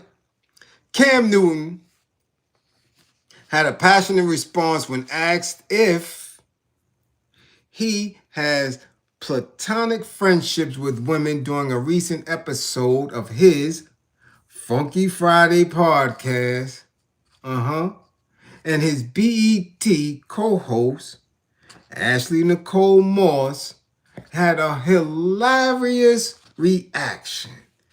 Now, I don't even know this little chick, but she fits a demographic that needs to hear this. Okay? After a clip of Newton's interview with Dimitri Wiley circulated on social media, in which the former NFL star was asked about platonic relationships with women, Nicole Moss shared a blunt response. Well, damn, this is awkward. LOL. She wrote after seeing what Cam had to say. Okay? In the interview, Newton was asked if he had any platonic relationships in his life right now. Quote unquote, no, I'm not about to be around no woman platonically, he passionately replied. Because I'm not about to play them type of games. Call it what you want. It may be self-control. If she fine, I'm not about to have her around playing like that. Playing like I don't think that she's attractive. Okay? He maintained that it wasn't about not being able to behave around women he finds attractive, but the toll it could take on him. Quote unquote. But I'm not about to play them games, he continued. The game of saying, hey, we not about to be friends. I don't have good-looking women that's friends around me. I don't have women friends, bro, respectfully. Okay? Now, y'all could get to it because, again, there's a learning in here. Let's go. Wiley was shocked. Yeah, and I seen it, and I'm like, who is Wiley? Why are you so shocked? I hate when niggas try to act so surprised when you're speaking with men. When men speak, men speak.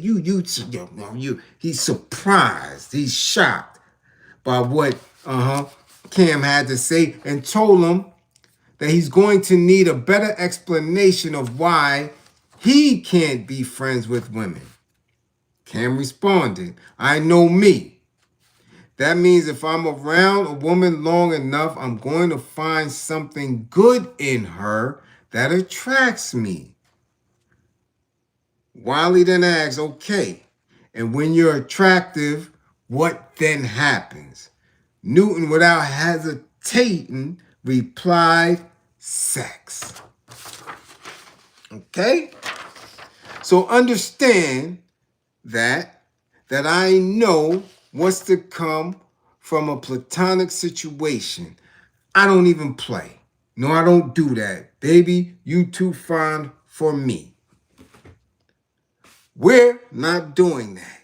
I just told you I don't have no attractive women that I'm cool with, that I do not have plans on stabbing.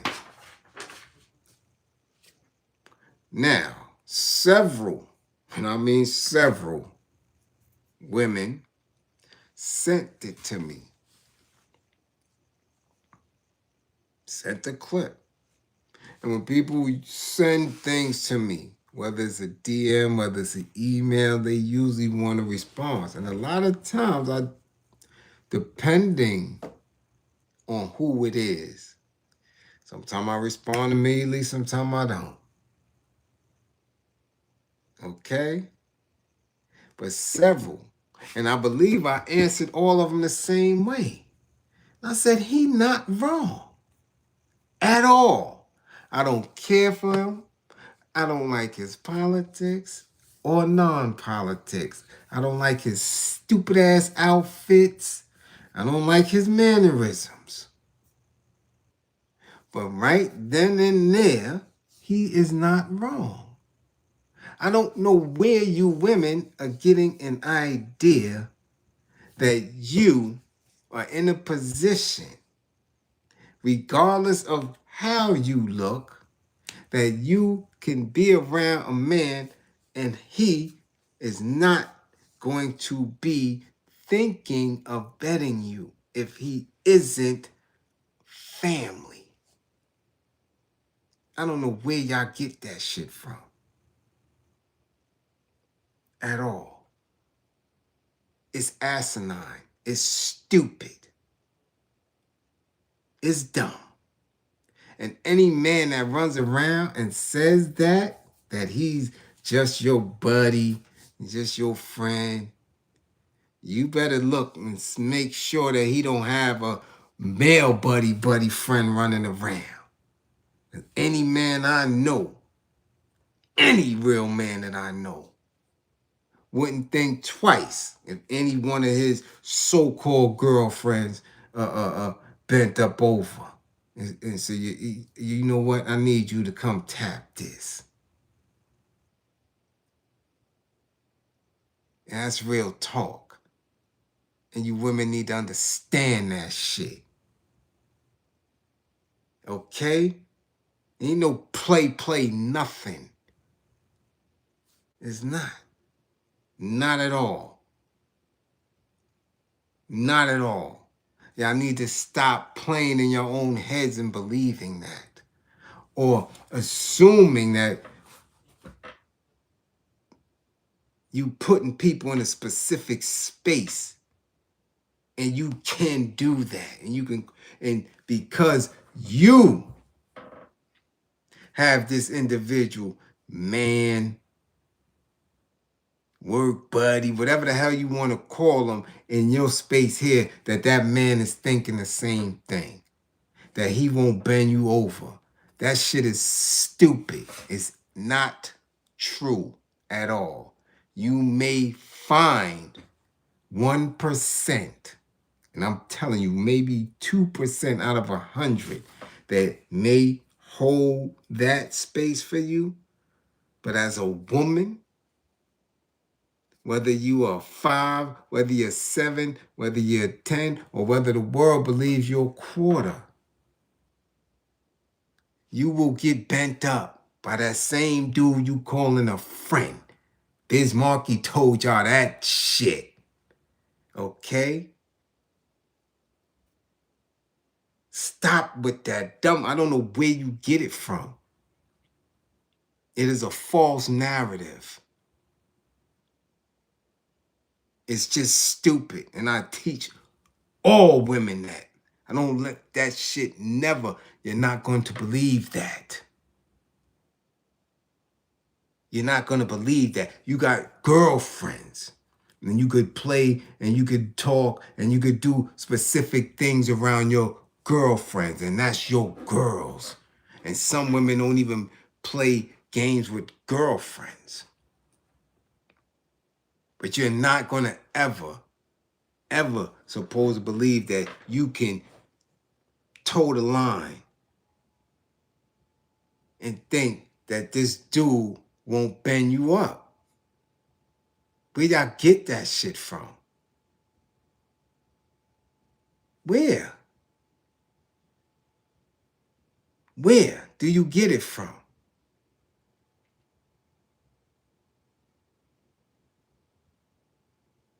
Family, I can see it. And some of y'all gotta be real cool around family.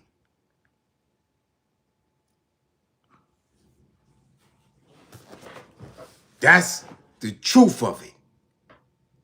Now that's where the non-discipline and shit come in at. When they around family and them, you know, we got a lot going on when it comes to male, female, how they relate to each other, the effects of chattel slavery, the effects of oppression and poverty, and these images that run around and run amok. And it's not a new conversation. You understand? There's a lot that goes on. So don't you ever believe that. It's no friends. It ain't. You better have a specific title for an individual. And make sure your boundaries are set around that. Don't care if they're a boss or an employee. You understand? Or some type of mentor or a coach. But it's not no friend. It's not. You're not going to walk around him naked or braless. You're not going to walk around with just a t-shirt, nothing on up under it, and talking about, oh, that's my friend. I can do that. No, the hell you can't. And that's for real. So he was just giving you what's real.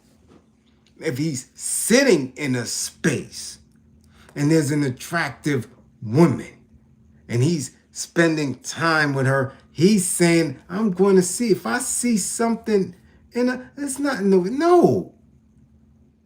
If we take it there, we're going to take it there.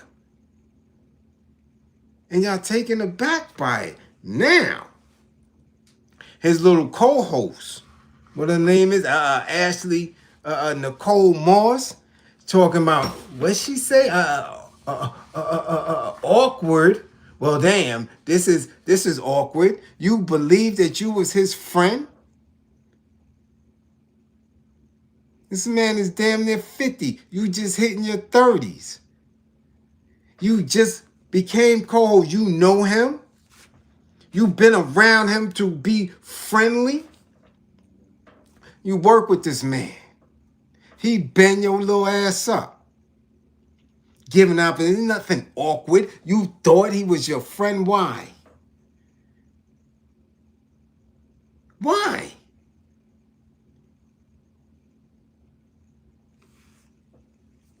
Nothing friendly about him and you. You work there. You've been to his home. You've spent nights in his home and he had you 3 rooms and the floor up and over while he was entertaining another woman. You ain't not no friend. Y'all don't know what friendship is. Most men don't have male friends. I don't have no friends. I got comrades or brothers that I done went to war with, that we done served time together. I don't have no friends. So what the hell make you think I'm gonna be friends with a woman? You ain't no friend. You a client. You get mentored. You get tutelage. You in the army. You in the ranks. You know, for friend.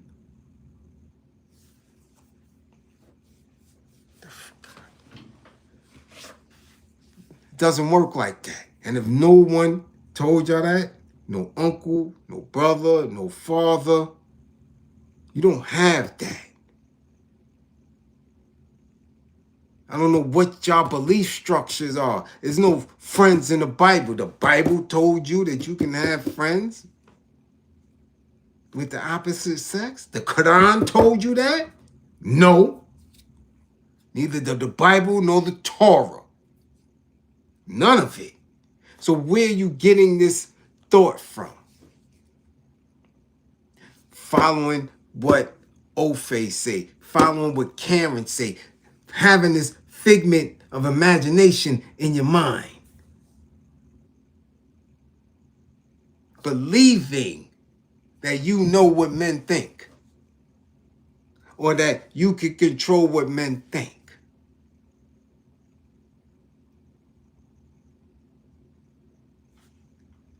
What is your description of a friend? What does that entail?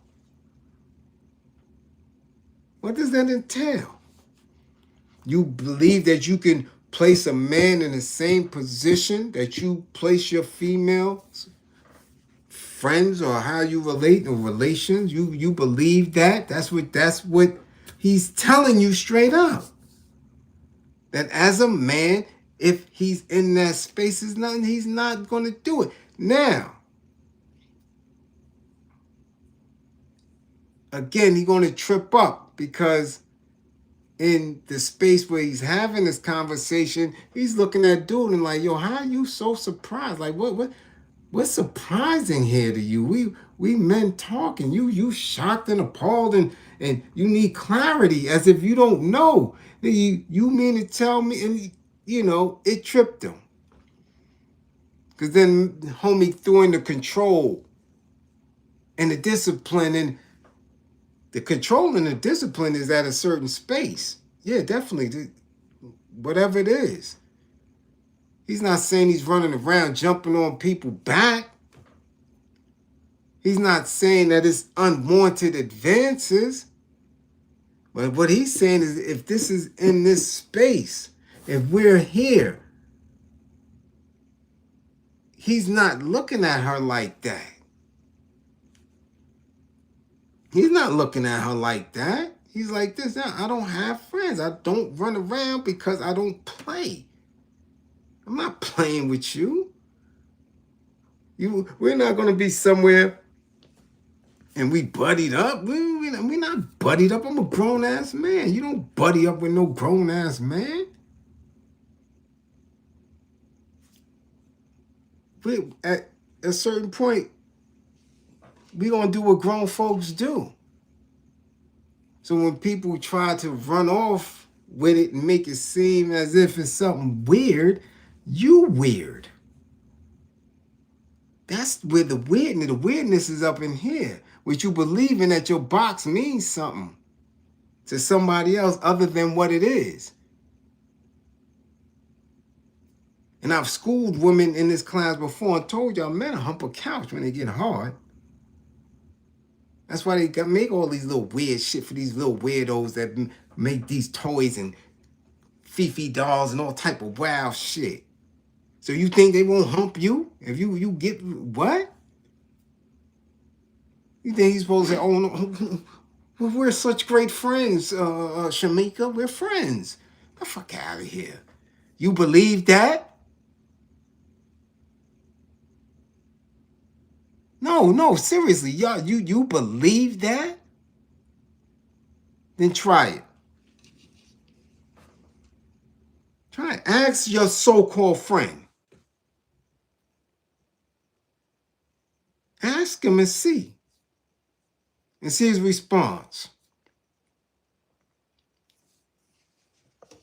If he's truthful, he's going to say, yeah, I'll knock you down. Straight up. If he's truthful. Unless he just don't like you at all, period. You just don't do it for him. At all. You know? If he giggles, oh, nah, girl, we friends. Yeah, because he might be taking it somewhere. But,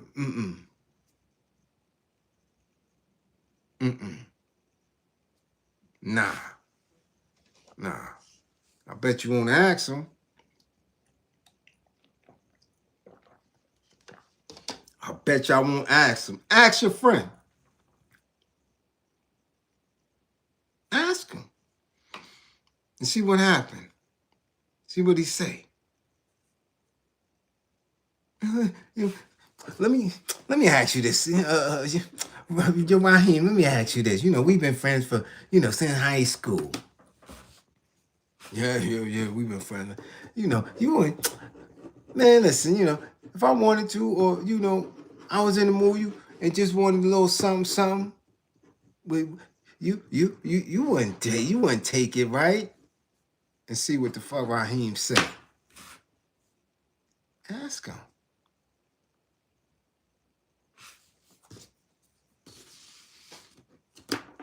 So in this man one time him being truthful and not following the script, okay, he gave it up. But look at how they trying to play this, and they're going to demonize him, and they're going to come with all this weird shit because you got dudes like Ceelo Green presenting their sons in a whole bunch of bullshit. Excuse me, because every celebrity you see got their son looking like a chick. So when a man is being a man, it's surprising. I need an explanation. What? See, but they'll see that as okay. A woman to say, no, you my friend, but look and see they son coming through the door in panties and a dress with 6 or 7 different dudes. That's okay, but no, you a friend. You're not supposed to see me like that. You no. So what does the friend mean? Define friend. Do you give your friends money? Do you cook for your friends? Well, define friend. What's the difference between your friend and your coworker? What's the difference between your coworker and your employer? Or what's the difference? Explain it. This man is telling you, nah, I don't have women around me like that. They're not friends. When it's up, it's up. When it's up, it's up. When it go down, it go down. That's all he said. So women feel a ways about it, then that says more about you because you want to believe the pretty lie. Or you subconsciously hoping that your friend is some type of fruit cake, that he don't like box. But as we finding out, definitely in the A and Louisiana and all that, them little fruit cakes like box too. So your little friend transitioning, or your little, femme friend dude, will knock you down too. So y'all don't know why y'all trying to act like that this conversation that he's having is so deep. So this shit is bullshit. It's trending, it's viral. Cam Newton don't have platonic friend. No.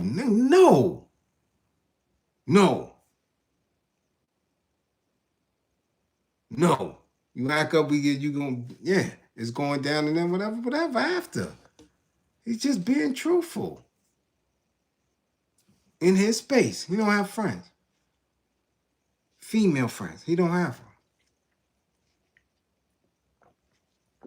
And a lot of y'all women need to recognize that. You need to recognize it. So you can get that shit out of your head. Okay? So it's 5-1. It's 5-1. I do have one more aim. But again, oh my goodness, when I'm sitting here and I'm running through subjects and making sure, and I'm looking, I'm like, okay, so I'm almost at 2 hours. And I'm like,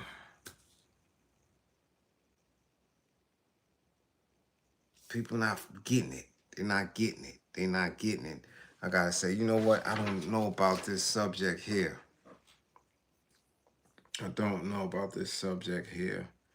It could wait till later. Let me rest. Because people don't understand that this shit is work. Excuse me.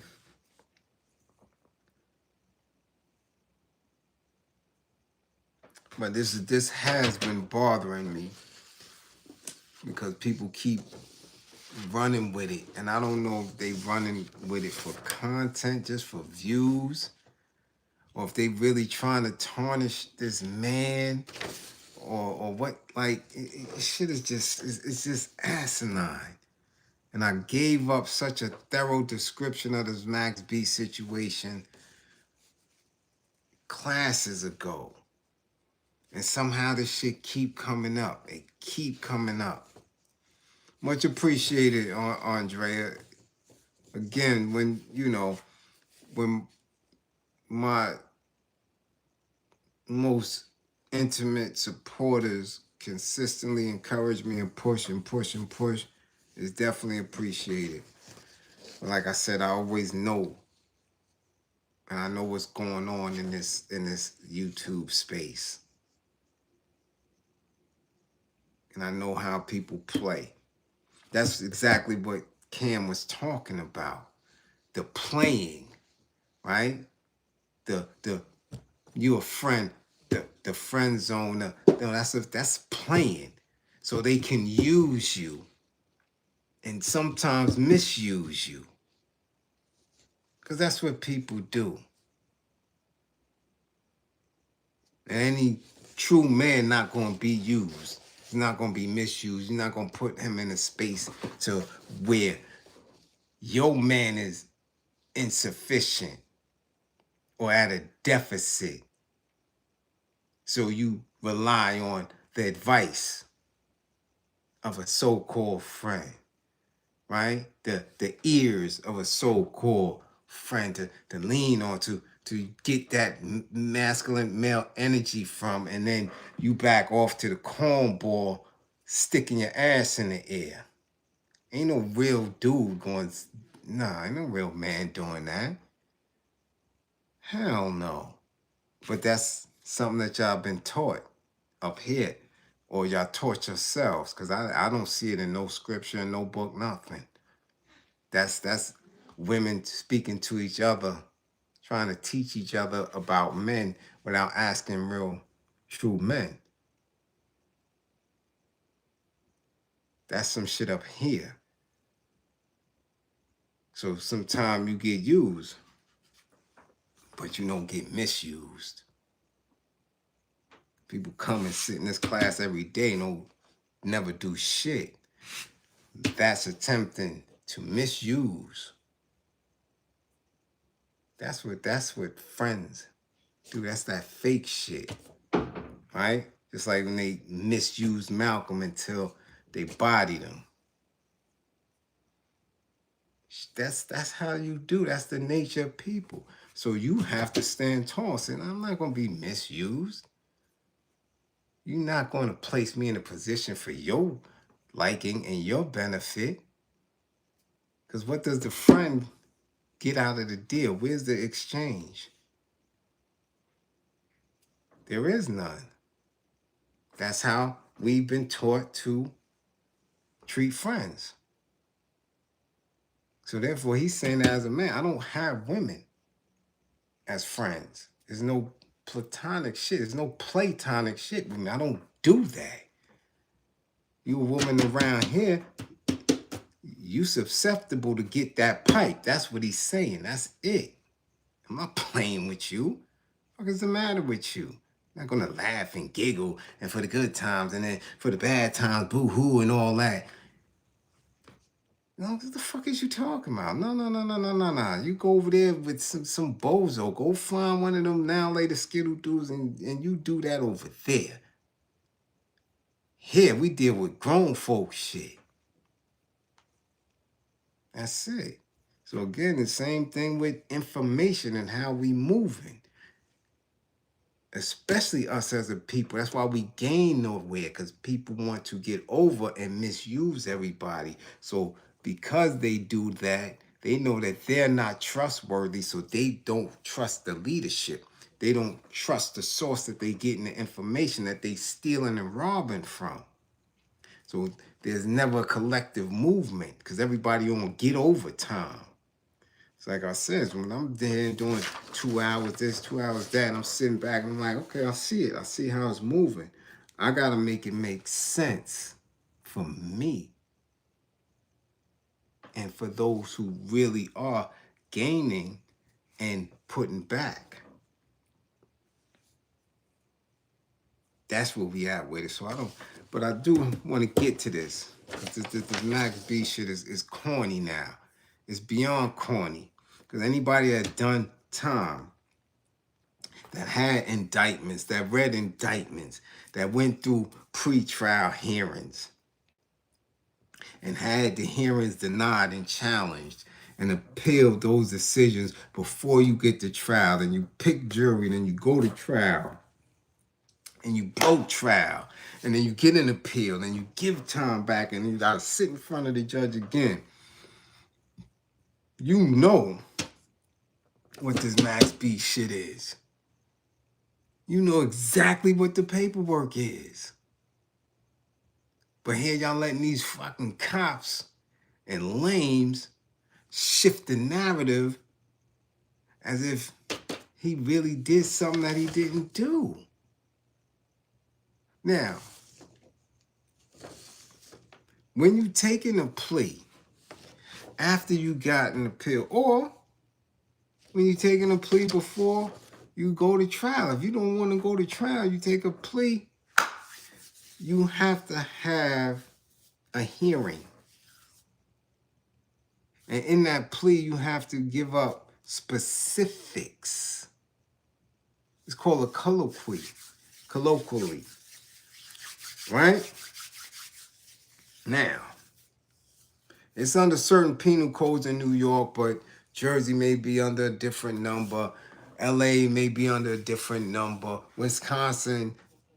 But there's certain things that you have to say in order to make that plea worthy enough for them to accept it. And they will ask you questions to lock you in. That is for protection, so you can never come back and say that you were either innocent or exonerated or it wasn't adjudicated right. There's a lot of things. Okay? So, since they not giving you the proper language on it, and most people who never been through the system don't even know where to look or how to research it. They don't know how to shepherdize. They don't know nothing about penal law or case law. None of that. I'm just going to give you the quick one-pager on how you take a plea after the fact. Now, this man has served time, got an appeal, but in that appeal, you got to be specific. This is what you have to do, right? And this is in front of the judge and the DA, the stenographer and all that. You have asked to plead guilty, okay? To specify a class, specify a letter classification and relevant other classifications, example, violent felony, under the specific count of the information or the indictment, right? Now, under the count of the indictment, whatever it is charged that on or about a specific date in a specific county, right? And they're going to ask you, is that true? And to lock it in, they got to make sure that you cop out where it's airtight. So that's why they're asking Max specific questions, right? So this is an example of how it go. Under that count, it is in essence charged that on or about January such and such, 2015 or whatever, in the county of whatever, you knowingly and unlawfully entered a dwelling on such and such street with the intent to commit a crime in that dwelling, the intended crime being the theft of the property. Is that true? So they locking you into all of the elements of the crime. All, and you have to cop out. They're going to ask you these specific questions in that. That's why they're asking Max B that. This is the minutes that you're seeing. And the only reason why you're seeing it is because this dude, the co-defendant, the brother, whoever the hell he is making an attempt to throw Max up under the bus, to paint him out, to be somebody that jammed him. Now, they had separate trials. So Max's appellate issues are not the same appellate issues this dude has. So regardless of whatever Max is saying in his cop-out, he wasn't using none of those issues to come home with. He got a whole set of appellate issues. See, me and my co-defendant had the exact same appellate issues, so we had the exact same charge and the exact same indictment at the exact same judge and jury. So when I came home, he came home. We came down together on appeal, the same exact thing.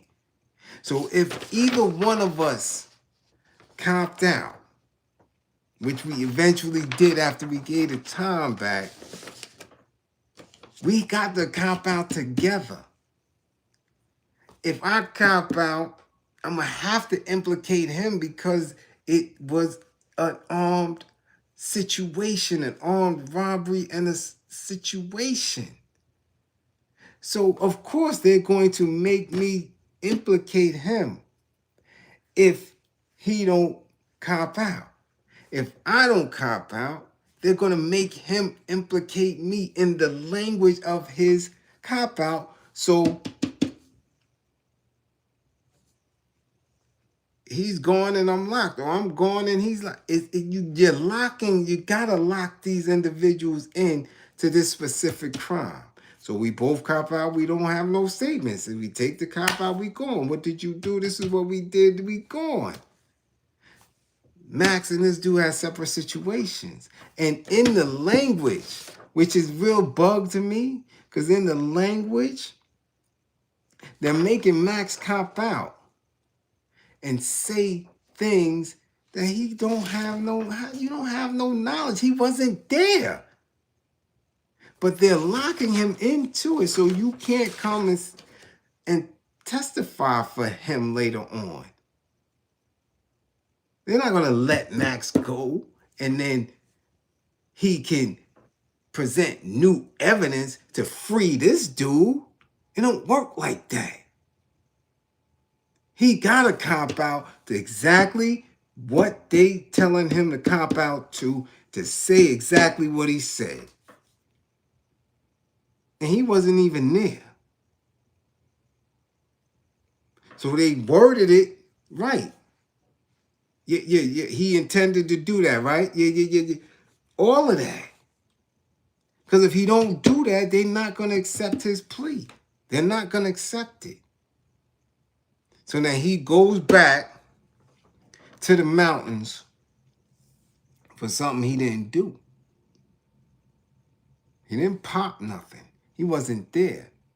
How much time y'all want him to do on that? He did 16.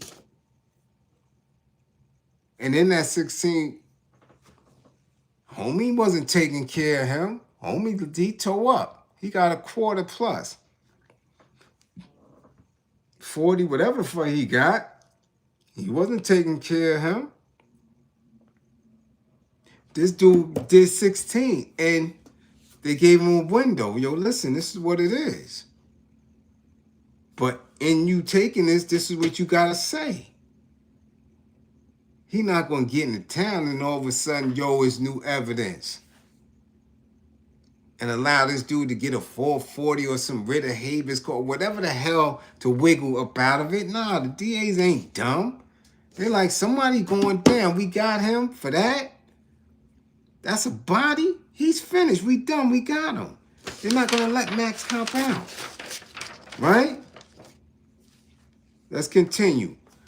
Though not necessary for a valid plea, the court may ask the defendant what he or she did, or preferably ask questions eliciting particular facts. What type of firearm was it? Where did you have the firearm? What type of narcotic drug was it? What did you receive in exchange for the drug? In drugs and weapon cases, the court may wish to have the result of a lab analysis placed on the record and have counsel acknowledge that the result is not contested. Everything that they do, they have a lock for. So now y'all keep running around believing that this dude told. Because again, if he was going to tell, he could have told in the beginning. Could have told in the beginning. And it wouldn't have been none of that because he wasn't there. You know, I didn't tell these dudes to do nothing. He could have did all that early on. Why are you going to sit up 16 joints? and then get a window. You get an opportunity,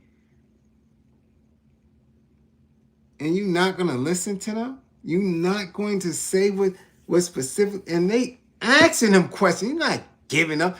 Yes, no, yes, yes, yes, and you. That's it. They wrote all that up because they know exactly what elements they gotta put in to make that plea right there. Boom. That's it. It's locked. He done.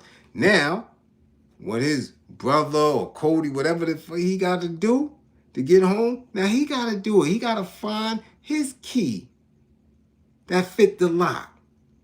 He got to find a different door to come through so he can get home. But don't keep listening to these fucking weirdos, man, like they know. You listen to dudes that don't have no scholarship. No diploma up under them, nothing, and they're quoting law to you. They don't have no type of law certificate, nothing. Nothing. But they on the internet talking like they know.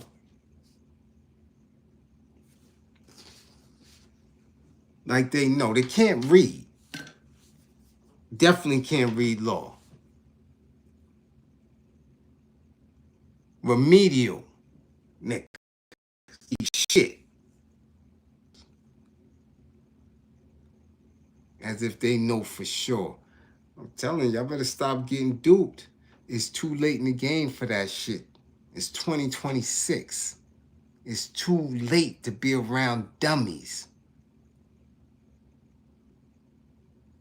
And on that note, I got to go to those who funded the war effort. Yeah. Again, to those who funded the war effort, much appreciation. We're going to make sure that it get to where it's supposed to get to in building this nation. You dig? To those who didn't, we know, we see you. It ain't hard to tell.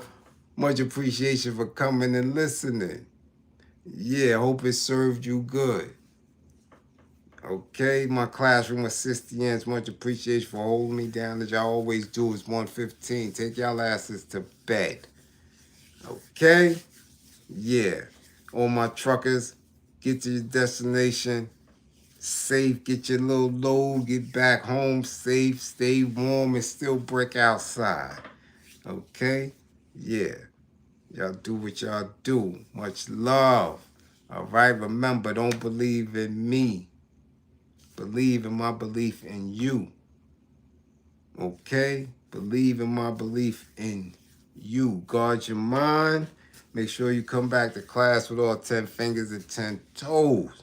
And 55, gang. Get y'all grades up.